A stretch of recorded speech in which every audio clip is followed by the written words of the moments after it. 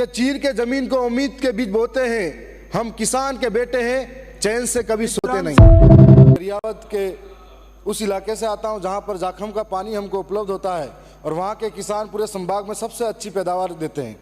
लेकिन माननीय सदस्य डूंगरपुर से आने वालों ने कहा था कि अभी जैविक खाद उपलब्ध कराए, जब तक करवाए तब तक डीएपी यूरिया की डिमांड रहती है और हर साल वहाँ पर किसानों में मारामारी रहती है वो ज़बरदस्त। और वहाँ पर कालाबाजारी इस हद तक होती है कि 267 280 के नाम पर जो खाद की प्रिंट रेट है उसके अलावा 400 450 में ली जाती है। मैं एक बात इसके माध्यम से कहना चाहूँगा कि जो किसान मेहनत करके ज़मीन चीर कर अन्न उगाकर पूरे देश का पेट भरता है, वही किसान इस खाद बीज और यूरिया दवाइयों के लिए लाइनों में लगता है, रोते हुए वापस घर जाते हैं, छोटे बच्चों को रखकर माता बहनें वाले लेने आती हैं। साथ में ये बताना चाहूँगा कि मंत्री जी भी उस इलाके से वाकिफ़ हैं और डबल इंजन की सरकार भी है, तो आप बड़ी सादड़ी के अंदर रेक पॉइंट लगवाओगे तो पूरे इलाके के अंदर खाद बीज बार आसान हो जाएगा। साथ में दरियावत ब्लॉक स्तर पर क्रय विक्रय सहकारी समिति स्वीकृत है, उसकी ज़मीन भी स्वीकृत है और बजट भी है, लेकिन अभी तक या तो अधिकारियों की लापरवाही है, वहाँ पर क्रय विक्रय समिति अभी तक बनाई नहीं गई है।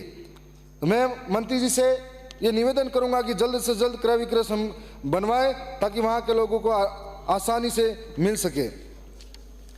वर्ष 2018-19 में सरकार द्वारा किसानों का ऋण माफ किया गया था। कई लैंप्स में ऋण माफी में घोटाला हुआ, जिन लोगों ने कभी लोन लिया ही नहीं उनका भी लोन माफ हुआ है। मैं सरकार से आग्रह करता हूं कि दरियावत विधानसभा के अलावा प्रतापगढ़ जिले की समस्त लैंप्सों का ऋण माफ की जांच की जाए। साथ में ये प्रतापगढ़ में सहकारिता विभाग का भूमि विकास बैंक संचालित है, भूमि विकास बैंक द्वारा ऋण की वसूली की जा रही है। कई किसान जिनकी मृत्यु हो गई है उनके पोते पोती से भी वसूली की जा रही है। मैं मांग करता हूँ कि इसकी जाँच की जाए। साथ में नागरिक उपभोक्ता पर मैं बताना चाहूँगा कि ट्राइबल एरिया के अंदर हमारे लोगों के घर कहीं 10 किलोमीटर के दायरे में फैले हुए हैं, इधर से उधर उधर उधर। तो वहाँ पर नियम बना हुआ है कि 500 राशनों के साथ में एक नई राशन की दुकान खोली जा सकती है। तो हमारे इलाके के अंदर रियायत दी जाए और 400 लोगों के बीच में एक राशन की दुकान खोली जाए।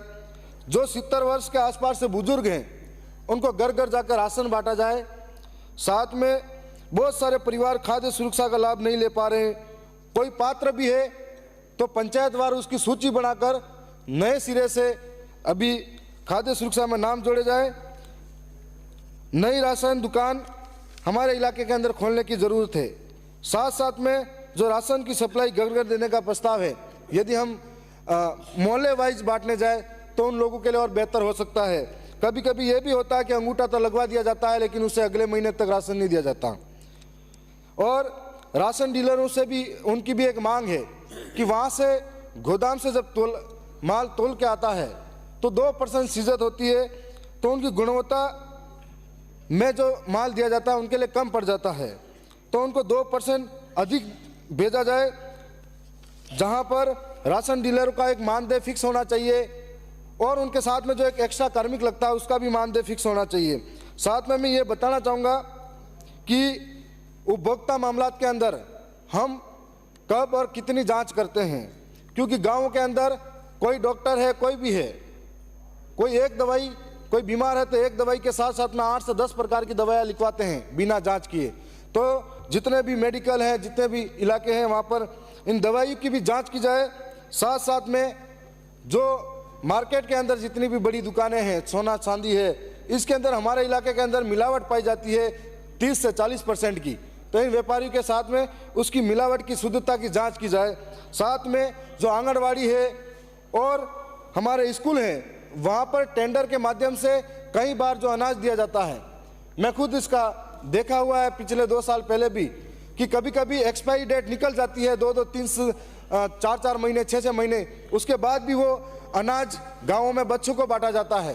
कभी कभी हालत यह होती है कि बच्चे तो नहीं खाते तो भैंसों को देने के लिए वो अनाज देते हैं, तो भैंसें भी उसको मुंह फेर लेती है, इतना गंदा मिलता है कभी कभी।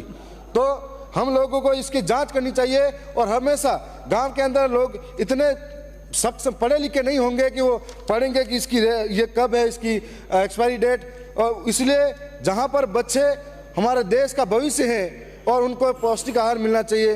मैं आपके माध्यम से जो आपने मुझे समय दिया इसके लिए मैं बहुत बहुत धन्यवाद करता हूं। साथ में एक बात का जिक्र करना चाहूँगा कि सरकार ने एमएसपी भाव पर सारी चीजें खरीदने का वादा किया था और आपकी सरकार में एक वादा भी था बाजरे को लेकर, लेकिन बाजरे की खरीद एमएसपी भाव पर नहीं खरीदी जा रही है, जिससे पूरे राजस्थान के किसानों में थोड़ा सा आक्रोश है। तो इसे देखते हुए किन किन चीज़ों को आप एमएसपी भाव पे खरीदोगे और आपने जो वादा किया है उन्हें पूरा होना चाहिए। लास्ट में यही कहूँगा, बहुत बहुत धन्यवाद अध्यक्ष महोदय। मैं इतना ही कहूँगा कि चीर के जमीन को उम्मीद के बीज बोते हैं, हम किसान के बेटे हैं, चैन से कभी सोते नहीं।